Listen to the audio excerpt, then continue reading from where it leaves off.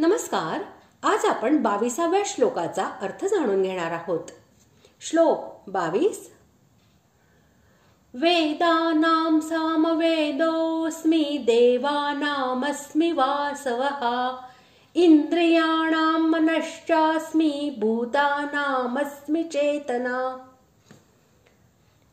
श्लोकाचा अर्थ: वेदात सामवेद मी आहे, देवात इंद्र आहे, इंद्रियांमध्ये मन आहे आणि भूतप्राण्यांमधील चेतना म्हणजे जीवनशक्ती मी आहे. ऋक्, यजु, साम आणि अथर्व या चारही वेदांमध्ये सामवेद हा अत्यंत मधुर संगीतमय तसेच परमेश्वराच्या अत्यंत रमणीय स्तुतींनी युक्त आहे. म्हणून वेदांमध्ये त्याला प्राधान्य आहे. म्हणूनच भगवंतांनी त्याला आपले स्वरूप असे सांगितले आहे.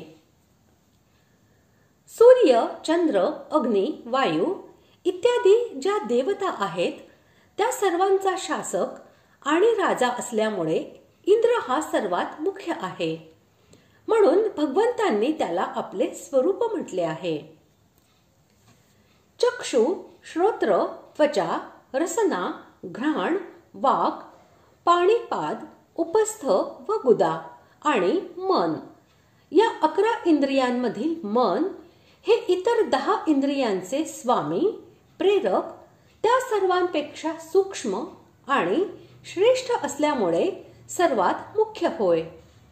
म्हणून त्याला भगवंतांनी आपले स्वरूप असे म्हटले आहे.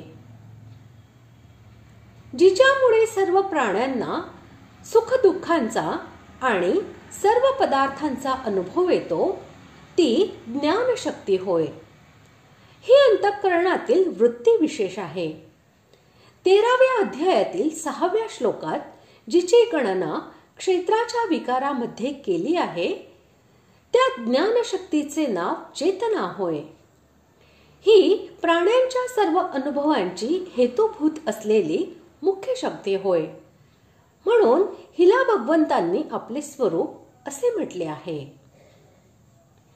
अशा प्रकारे आज आपण 22व्या श्लोकाचा अर्थ जाणून घेतला.